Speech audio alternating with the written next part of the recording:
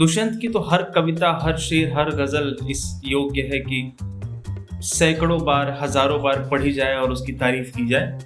एक कब्रिस्तान में घर मिल रहा है जिसमें तहखानों में तहखाने लगे हैं। अगर आपको बिटवीन द लाइंस पढ़ने का सलीका आता है तो दुष्यंत की गजल, दुष्यंत कुमार की कविता आपसे बहुत कुछ कहेगी। जो आदमी मर चुके थे मौजूद हैं इस सभा में, हर एक सच कल्पना से आगे निकलने लगा है। ये तो मतलब खून में उबाल आ जाने वाली लाइन है। बिल्कुल दुख नहीं कोई कि अब उपलब्धियों के नाम पर और कुछ हो ना हो, आकाश सी छाती तो है। ये मेटाफर है। मैं जिसे ओढ़ता बिछाता हूँ वो गजल आपको सुनाता हूँ। गजल ओढ़ बिछा तो सकते नहीं हैं, परिस्थितियां ओढ़ बिछा सकते हैं। तो किसी रेल सी गुजरती है, मैं किसी पुल सा थरथराता हूँ। आसान।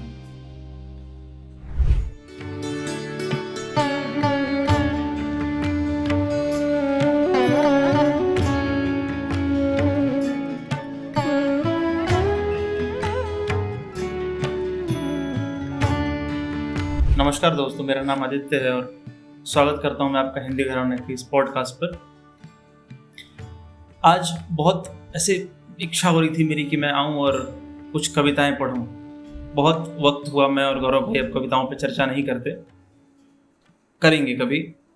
बहरहाल, दुष्यंत कुमार और धूमिल, ये दो नाम ऐसे हैं जो मुझे बार बार याद आते हैं। खासकर आजकल जब जो कुछ भी हो रहा है दुनिया जहान में, हमारे घर परिवारों में, संबंधों में, न्यूज़ चैनल्स में, सरकारों में, कल कारखानों में, इंटरनेट की दुनिया में, जो कुछ भी, जहाँ भी जो भी घटनाएं आजकल घट रही हैं, वो उनको देखकर दो लोग मुझे याद आते हैं, धूमिल और दुष्यंत। दुष्यंत की तो हर कविता, हर शेर, हर गजल इस योग्य है कि सैकड़ों बार, हजारों बार पढ़ी जाए और उसकी तारीफ की जाए। कुछ मैं आपको पढ़ के आज सुनाता हूं। सबसे पहला है, कैसे कैसे मंजर सामने आने लगे हैं। ये इसका टाइटल ही है।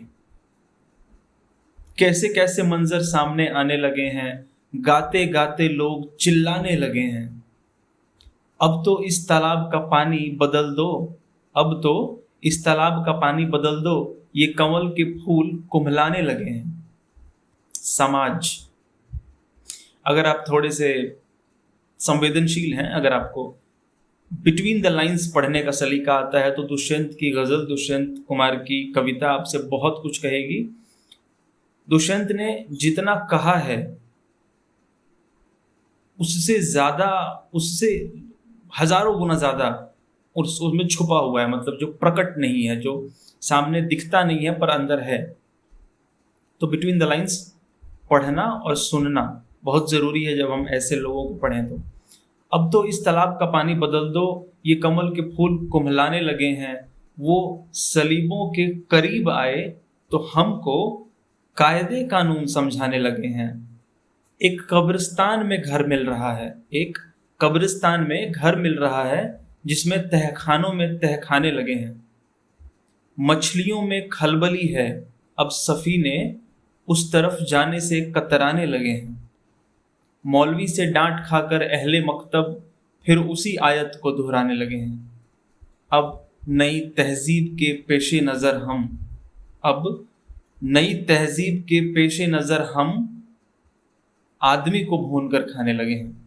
अगली, फिर धीरे धीरे यहाँ का मौसम बदलने लगा है, फिर धीरे धीरे यहाँ का मौसम बदलने लगा है। वातावरण सो रहा था अब आंख मलने लगा है। पिछले सफर की ना पूछो, टूटा हुआ एक रथ है जो रुक गया था कहीं पर फिर सांस चलने लग गया है। हमको पता भी नहीं था वो आग ठंडी पड़ी थी जिस आग पर आज पानी सहसा उबलने लगा है। जो आदमी मर चुके थे मौजूद हैं इस सभा में, जो आदमी मर चुके थे मौजूद हैं इस सभा में, हर एक सच कल्पना से आगे निकलने लगा है। क्या बात। ये घोषणा हो चुकी है मेला लगेगा यहाँ पर, ये घोषणा हो चुकी है, मेला लगेगा यहाँ पर, हर आदमी घर पहुंचकर कपड़े बदलने लगा है।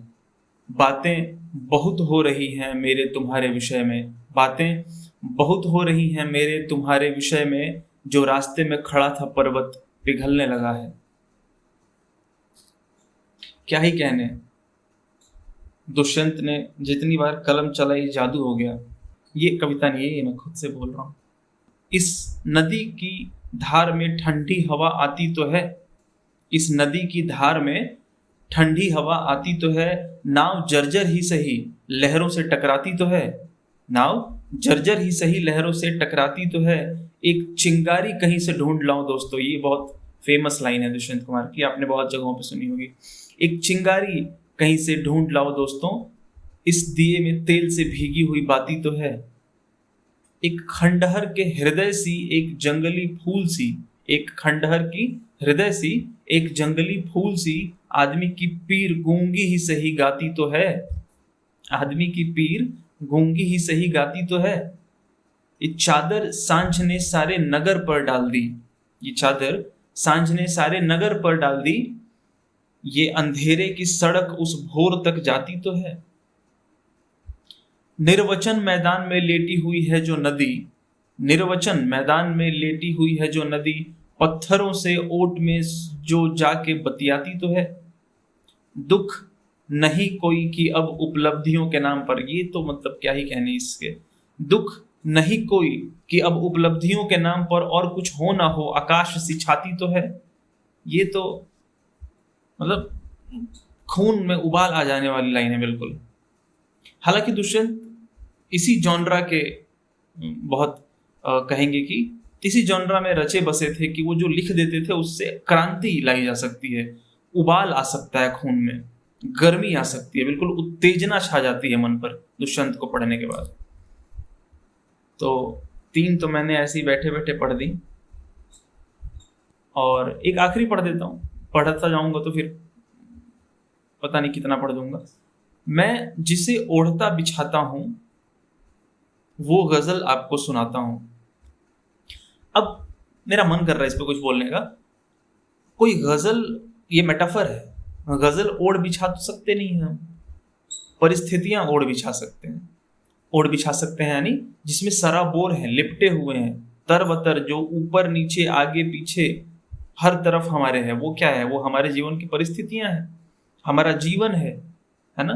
तो दरअसल दुष्यंत मेरे ओपिनियन में गजल को जिंदगी बता रहे हैं। तो मैं जिसे ओढ़ता बिछाता हूँ वो गजल आपको सुनाता हूँ।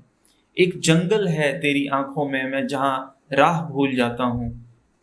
और ये लाइन, तो किसी रेल सी गुजरती है, मैं किसी पुल सा थरथराता हूँ। मसान, हर तरफ ऐतराज होता है मैं अगर रोशनी में आता हूँ, हर तरफ ऐतराज होता है मैं अगर रोशनी में आता हूँ।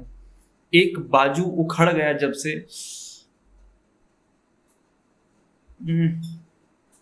एक बाजू उखड़ गया जब से और ज्यादा वजन उठाता हूँ। आग है ये लाइन। एक बाजू उखड़ गया जब से और ज्यादा वजन उठाता हूँ, मैं तुझे भूलने की कोशिश में आज कितने करीब पाता हूँ। कौन ये फासला निभाएगा, मैं फरिश्ता हूँ, सच बताता हूँ। कितनी तारीफ करूं मैं करता ही जाऊंगा तारीफ। ये आप सुनिए ये लाइन कि एक बाजू उखड़ गया जब से और ज्यादा वजन उठाता हूं।